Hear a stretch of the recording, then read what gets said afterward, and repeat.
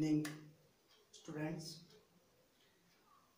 कल तक हमने 2 चैप्टर कंप्लीट किए, हेलो एल्केन, हेलो एरिन्स, उसके बाद एल्कोहल, फिनॉल और ईथर। आज हम ऑर्गेनिक केमिस्ट्री का एक तीसरा चैप्टर पढ़ रहे हैं, एल्डिहाइड, कीटोन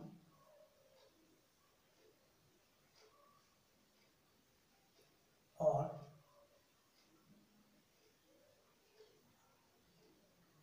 कार्बोक्सिलिक अम्ल।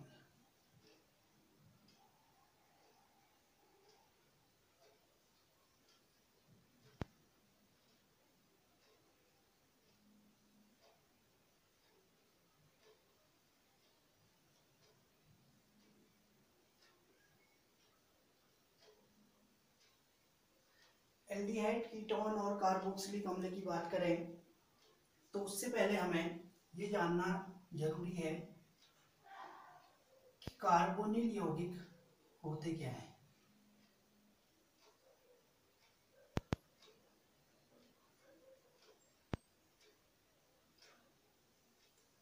अगर हम कार्बोनिल यौगिकों की बात करें तो हमने जैसे पढ़ा एल्डिहाइड, कीटोन और कार्बोक्सिलिक अम्ल पढ़ रहे हैं। अगर हम इनकी संरचना देखें, यूपीएससी में भी हमें पता होगा, C double bond O single bond H अर्थात CHO और C डबल बॉन्ड O ये कीटोन का है। ऐसे ही कार्बोक्सिलिक अम्ल की बात करें, C double bond O single bond OH। ऐसे ही एस्टर भी देखा है हमने, C double bond O single bond O। ये एल्डिहाइड था और ये कीटोन का फंक्शनल ग्रुप है, ये कार्बोक्सिलिक एसिड का है और ऐसे जो तीसरा है वह है एस्टर का। अब बात आ रही है कि तीनों चारों में अगर हम देखें तो हमें क्या समानता देखने को मिल रही है कि प्रत्येक ग्रुप में C double bond O, C double bond O, C double bond O और C डबल बॉन्ड O पाया जा रहा है। अर्थात ऐसे यौगिक जिनमें C कार्बन के साथ डबल बॉन्ड में ऑक्सीजन समूह भी पाया जा रहा होगा, या हम कह सकते हैं कि single bond C, single bond C, double bond O। इस प्रकार की जो संरचना होगी, जिन भी कार्बनिक यौगिकों में इस प्रकार की संरचना पाई जाएगी, वे हमेशा कार्बोनिल यौगिक कहलाते हैं। तो सीधे सीधे कह लोगे कि वे यौगिक जिनमें C डबल बॉन्ड O समूह पाया जा रहा होगा उनको हम कार्बोनिल यौगिक कह देते हैं। उसके बाद बात कर रहे हैं हम कि इसकी संरचना होती कैसी है। कार्बोनिल यौगिक की संरचना,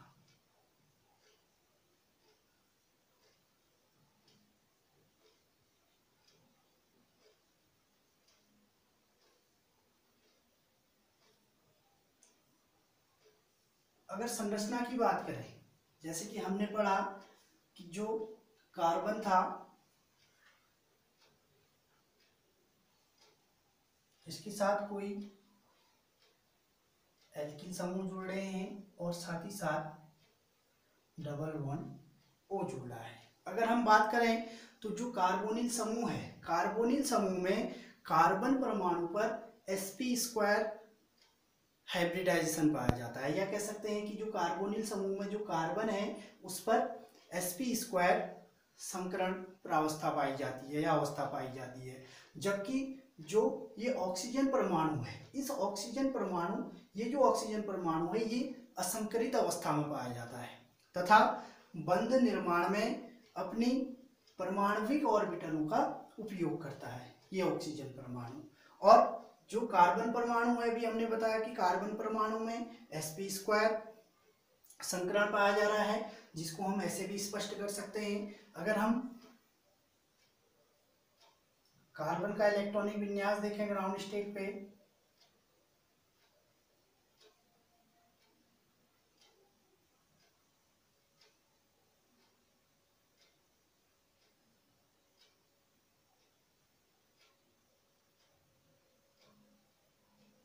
कार्बन का एटॉमिक नंबर 6 हो गया, 1s² 2s² 2p(x1) 2p(y1). और जब इसको एक्साइटेड, ये तो ग्राउंड स्टेट में था, जब इसको हम एक्साइटेड स्टेट में देखते हैं,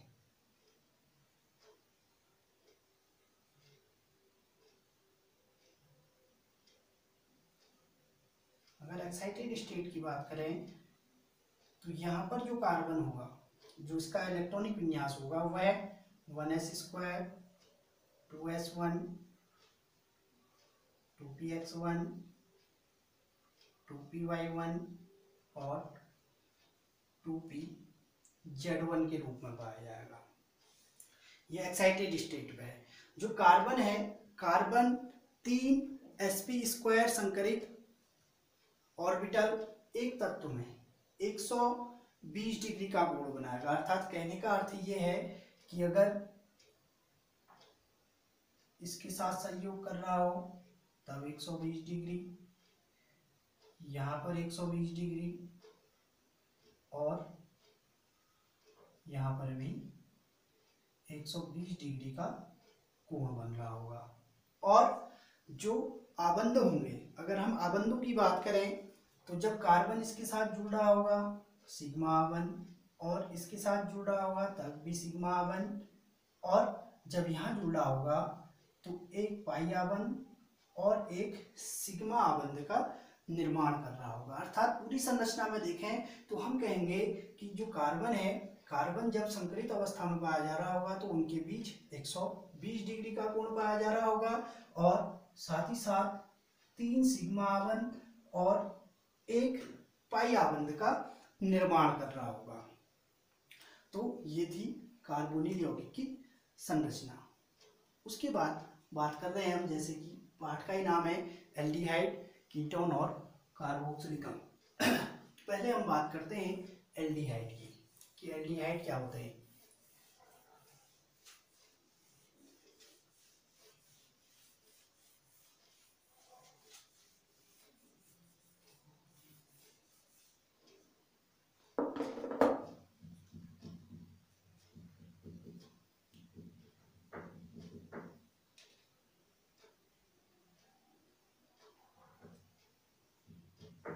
अगर हम एल्डिहाइड की बात करें तो सीधे सीधे कहेंगे एल्डिहाइड्स वे कार्बोनिल यौगिक हैं जिनमें क्रियात्मक समूह के रूप में CHO समूह पाया जा रहा होगा। सीधे सीधे कहोगे वे कार्बोनिल यौगिक जिनका क्रियात्मक समूह CHO समूह पाया जा रहा होगा, ऐसे जो कार्बनिक यौगिक होंगे वे एल्डिहाइड्स कहलाते हैं।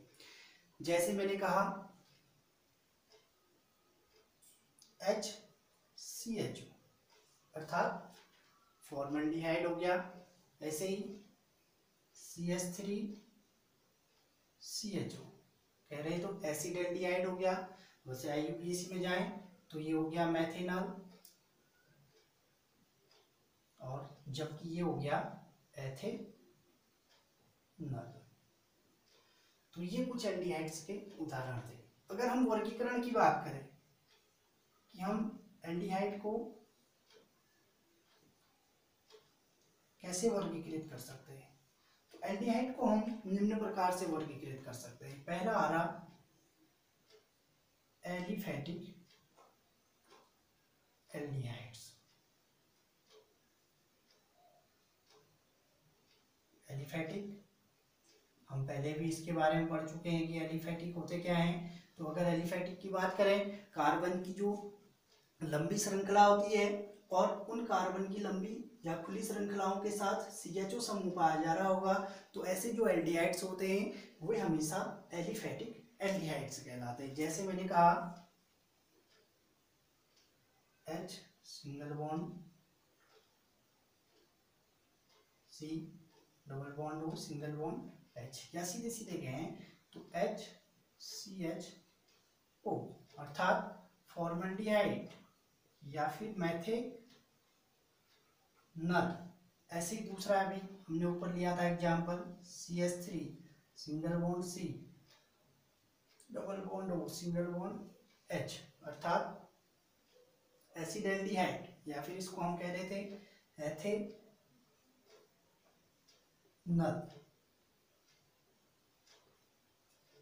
ऐसे ही प्रोपेनल, ब्यूटेनल, ये सारे एलिफेटिक एल्डिहाइड्स के एग्जाम्पल हो सकते हैं। दूसरा हम कह रहे हैं एरोमेटिक एल्डिहाइड। एरोमेटिक एल्डिहाइड की अगर हम बात करें, अर्थात ऐसे एल्डिहाइड्स जो एरोमेटिक रिंग के साथ CHO समूह यदि एरोमेटिक रिंग के साथ जुड़ा होगा तो वे हमेशा एरोमेटिक एल्डिहाइड्स कहलाते हैं। ये भी, इसको भी हम, जो एरोमेटिक एल्डिहाइड्स है उसको भी हम दो प्रकार से बांट सकते हैं। एक तो हम कह सकते हैं कि यदि एल्डिहाइड समूह सीधे बेंजीन रिंग से जुड़ रहा होगा, अर्थात ये जो CHO समूह है ये यदि सीधे ही बेंजीन रिंग से जुड़ जा रहा होगा तो ऐसे जो एल्डिहाइड्स होते हैं तो वे एरोमेटिक एल्डिहाइड्स कहलाते हैं। पहला पार्ट आया कि बेंजीन रिंग थी, उसके साथ सीधे ही CHO समूह जुड़ जा रहा है, इसको हम बेंजिल एल्डिहाइड कह दिया हमने, या बेंजिल्डिहाइड। दूसरा ऐसे ही हमने कह दिया बेंजीन रिंग और इससे एक CH3 समूह जोड़ दिया, दूसरा CHO समूह जोड़ दिया। या हम इसको ऐसे भी लिख सकते हैं बेंजीन रिंग, ये CH3, इसको खुले रूप में लिख दे रहे हैं C single bond H double bond O, अर्थात ये हो जाएगा ऑर्थोमेथिल बेंजल्डिहाइड। तो ये पहला प्रकार आ रहा था, अर्थात वे एल्डिहाइड जिनमें CHO समूह बेंजीन रिंग से सीधे संबंधित होता है तो वो कहलाते हैं एरोमेटिक एल्डिहाइड का पहला प्रकार।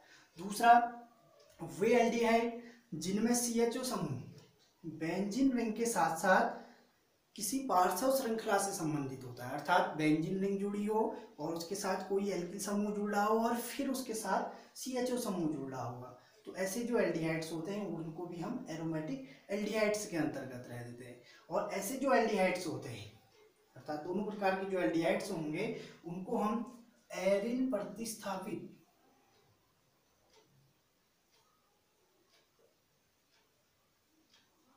एल्डिहाइड कह देते हैं।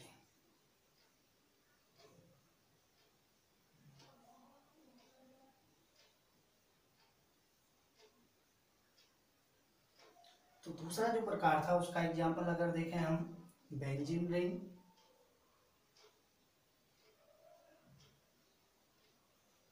उसकी पहली पोजीशन जो होगी उसके साथ CH2 जुड़ रहा है और साथ ही साथ CHO जुड़ रहा है, तो इसका जो नाम होगा वो होगा फिनाइल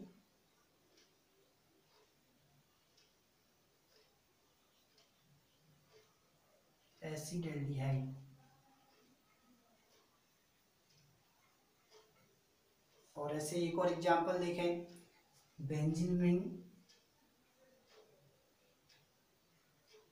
इसकी जो पहली पोजीशन है उस पोजीशन पर CH double bond CH single bond CH, ऐसा कोई यौगिक था, इसका जो नाम होगा वो होगा सिनेमल्डिहाइड। तो ये जो दूसरा प्रकार था ये था एरोमेटिक एल्डिहाइड, और इन दोनों को ही हम मिलाकर के एरिल प्रतिस्थापित एल्डिहाइड भी कह देंगे। उसके बाद एल्डिहाइड का नामकरण, कि हम एल्डिहाइड को कैसे उनका हम नाम देते हैं।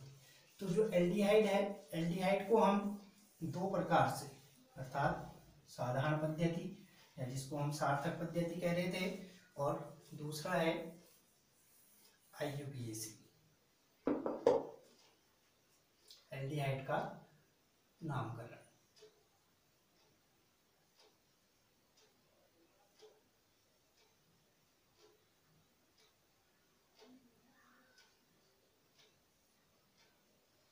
मैंने ये बताया दो पद्धतियां, एक सार्थक पद्धति या साधारण पद्धति और दूसरा आ रहा है IUPAC पद्धति। अगर हम साधारण पद्धति की बात करें, जैसे मैंने कहा HCHO, इसका जो साधारण नाम होगा वो होगा फॉर्मल्डिहाइड।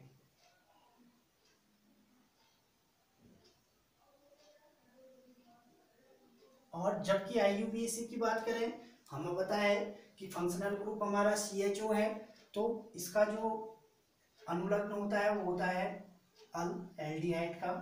तो एक कार्बन पाया जा रहा है, इसका कार्बन भी काउंटेबल होता है, तो एक कार्बन पाया जा रहा है, तो मेथेनल अर्थात मेथेनल इसका IUPAC नाम हो जाएगा। ऐसे एक और एग्जांपल देखें, जैसे हमने कह दिया CH3CHO, तो इसका जो नाम है वो है साधारण नाम एसिटल्डिहाइड।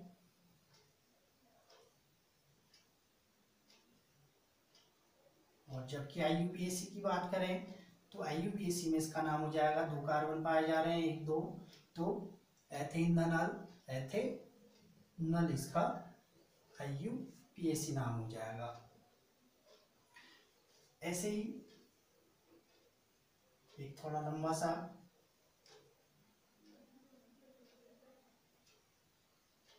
चार कार्बन पाए जा रहे हैं, तो इसका साधारण जो नाम होगा वो होगा ब्यूट्रिलएल्डिहाइड।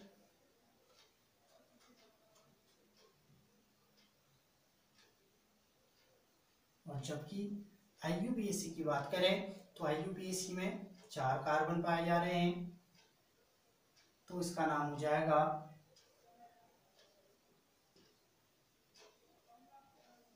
ब्यूटेनल। ये तो साधारण थे, ऐसे ही आइको, पेंटेनल, हेक्सेनल, आइको बढ़ते ही आएंगे।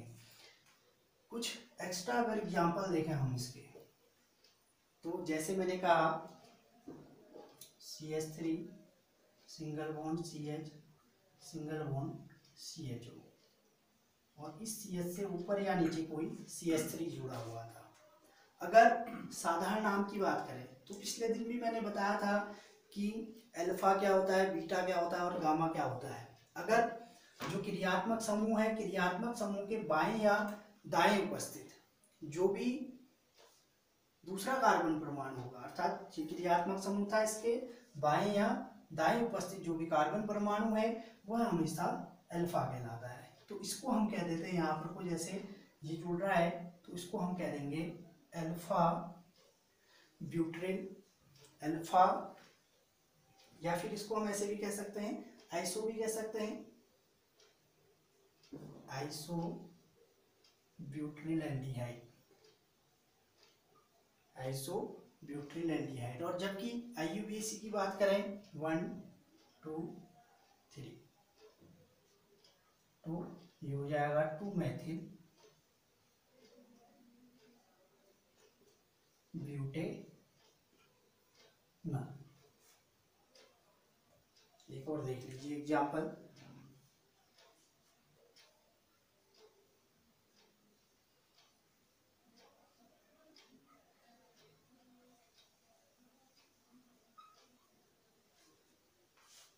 ये है CH3 single bond CH2 single bond CH single bond CH, और CH के साथ CH3 जुड़ा है, तो इसको हम कह दे रहे हैं अल्फा। अब अल्फा के साथ साथ अब ये CH3 जुड़ रहा है, तो इसको हम मैथिल, अल्फा मैथिल ब्यूट्रिल एल्डिहाइड। और जबकि IUPAC की बात करें 1 2 3 4, अर्थात 2 मेथिल ब्यूटेनल। और मैं थोड़ा सा यहाँ ब्यूटेनल नहीं, कार्बन की संख्या 3 है, 1 2 3, तो 3 कार्बन पाए जा रहे हैं, तो ये हो जाएगा प्रोपेनल, क्योंकि कार्बन की संख्या यहाँ पर 3 थी, 1 2 3, तो 2 मेथिल प्रोपेनॉल होगा। जबकि इसका जो IUPAC नाम होगा 2 मेथिल ब्यूटेनॉल। ऐसे ही एक और example, CH3 single bond CH, single bond CH2, single bond CHO। इस CH से क्लोरीन जुड़ा हुआ था, तो हम कह देते हैं अब ये क्रियात्मक समूह था, ये अल्फा कार्बन परमाणु, ये बीटा, तो इसका साधारण जो नाम होगा वह होगा बीटा क्लोरो। 4 कार्बन है तो बीटा क्लोरो ब्यूट्रिन एल्डिहाइड।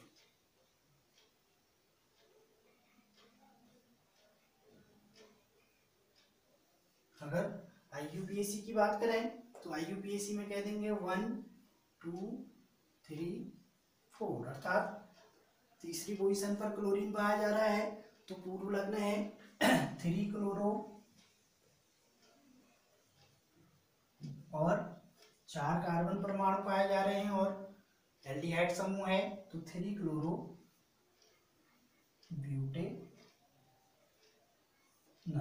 इसका IUPAC नाम हो जाएगा। ऐसे ही कुछ और एग्जाम्पल देखें तो जैसे बेंजीन रिंग था, इसके साथ CHO समूह जुड़ रहा है, तो इसका साधारण नाम भी बेंजल्डिहाइड और जबकि IUPAC नाम भी बेंजल्डिहाइड।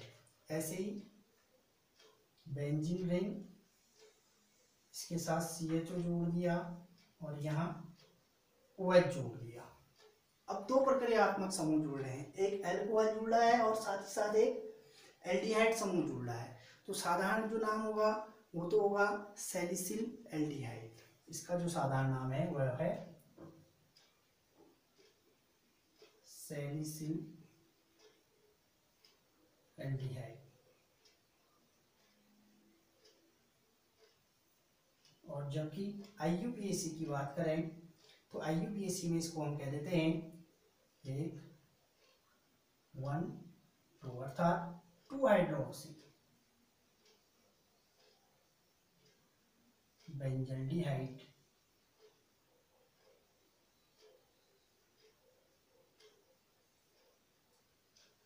इसका IUPAC नाम हो जाएगा। ऐसे ही अन्य यौगिकों को हम देख लेंगे, अन्य कार्बन यौगिकों की वो देखेंगे और जो नहीं आएगा उसे पूछ लेंगे। उसके बाद समावयवता कि एल्डिहाइड्स में कौन कौन सी समावयवताएं पाई जाती हैं। अगर हम समावयवता की बात करें तो जो एल्डिहाइड्स होते हैं वे 3 प्रकार की समावयवता प्रदर्शित करते हैं। पहला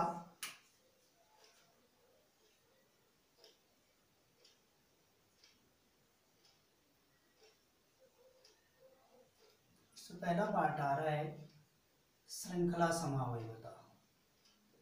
परिभाषा हमें मालूम है, आइसोमेरिज में हम पढ़ चुके हैं। तो जब कार्बन की संख्या 4 या 4 से अधिक हो, सीधे सीधे कहेंगे कि जब कार्बन की संख्या 4 या 4 से अधिक होगी तो ऐसे जो एल्डिहाइड्स होते हैं वे हमेशा श्रृंखला समावयवता प्रदर्शित करते हैं। जैसे मैंने कहा C4H8O, तो अगर इसको देखें C4H8O की अगर हम संरचना बनाएं तो हमारे पास बनती है CH3 single bond CH2 single bond CH2 single bond CH। Carbon गिन लीजिए 1 2 3 4, हाइड्रोजन 2 1 3 2 5 3 8, एक ऑक्सीजन। तो इसका जो साधारण नाम होगा वह है ब्यूटेनॉल। और इसी को हम इसकी दूसरी संरचना बनाएं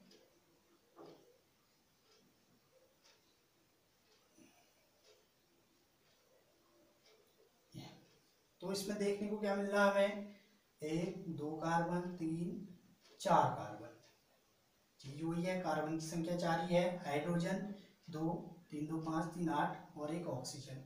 बस इसमें अंतर इतना हो रहा है कि वो सीधी एक लंबी श्रृंखला बन रही थी, अब इसमें से क्या हो जा रही है, एक शाखा का निर्माण हो जा रहा है। तो ऐसी जो समावयवता होगी वह श्रृंखला समावता अर्थात 2 मेथिल प्रोपेनल, इसका IUPAC नाम हो जाएगा। दूसरा आता है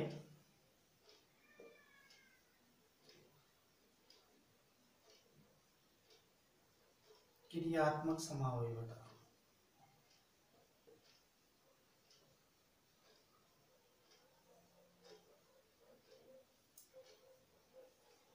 अगर हम क्रियात्मक समावयवता की बात करें तो जब कार्बन की संख्या 3 या 3 से अधिक होती है, यहाँ तो हमने कार्बन की संख्या 4 कहा, तो जब एल्डिहाइड में कहेंगे हम सीधे सीधे, जब कार्बन की संख्या 3 या 3 से अधिक होगी तो ऐसे जो भी कार्बनिक यौगिक होंगे वह हमेशा क्रियात्मक समावयवता प्रदर्शित करते हैं। जैसे मैंने कहा C3H6O,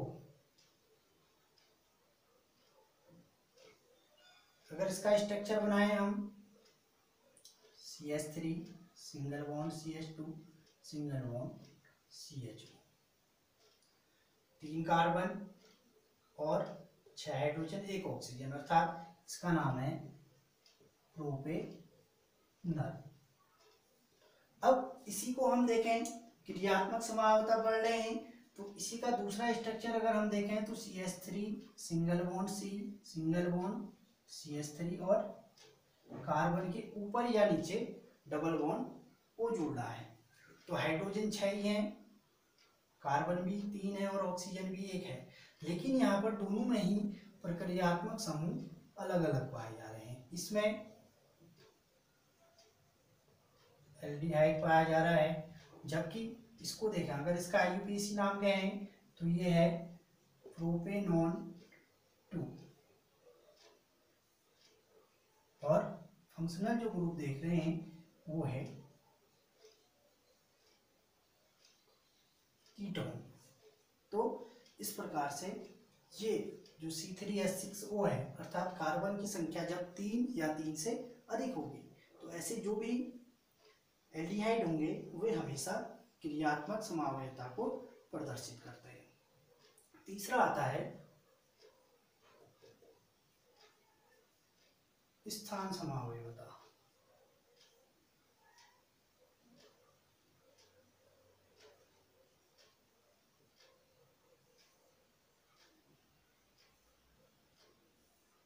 अगर हम स्थान समावयवता की बात करें तो जो एल्डिहाइड्स होते हैं अर्थात एलिफेटिक एल्डिहाइड्स कभी भी स्थान समावयवता को प्रदर्शित नहीं करते हैं, क्योंकि जो CHO समूह है वह अंत में ही लग रहा है, तो एलिफेटिक एल्डिहाइड्स कहीं पर भी हमें स्थान समावयवता प्रदर्शित करते हुए नहीं दिखेंगे। क्यों? क्योंकि CHO जो समूह है वह श्रृंखला के अंत में ही लग रहा है, या जो लंबी चेन बन रही है उसके अंत में लग रहा है, जबकि जो स्थान समावयवता है, जो एरोमेटिक एल्डिहाइड्स होते हैं वे हमेशा स्थान समावयवता को प्रदर्शित करते हैं। सीधे सीधे कहेंगे कि एलिफेटिक एल्डिहाइड्स हमेशा स्थान समावयवता को प्रदर्शित करते हैं। जैसे एग्जाम्पल के रूप में हमने ले लिया C8H8O, देखें अगर इसकी संरचना हम बेंजीन रिंग C6H6, इसके साथ एक CH3 समूह जुड़ गया और एक जुड़ गया CHO समूह। तो यहाँ पर हमने देखा इसका जो फॉर्मूला बना वो बना अभी फिलहाल के लिए C6H4, 4 हाइड्रोजन हो गए, 4 3 7, एक 8 हाइड्रोजन और 8 कार्बन 1 ऑक्सीजन। अगर इसको हम देखें इसका नाम दें तो 1 2 अर्थात 2 मेथिल बेंजल्डिहाइड।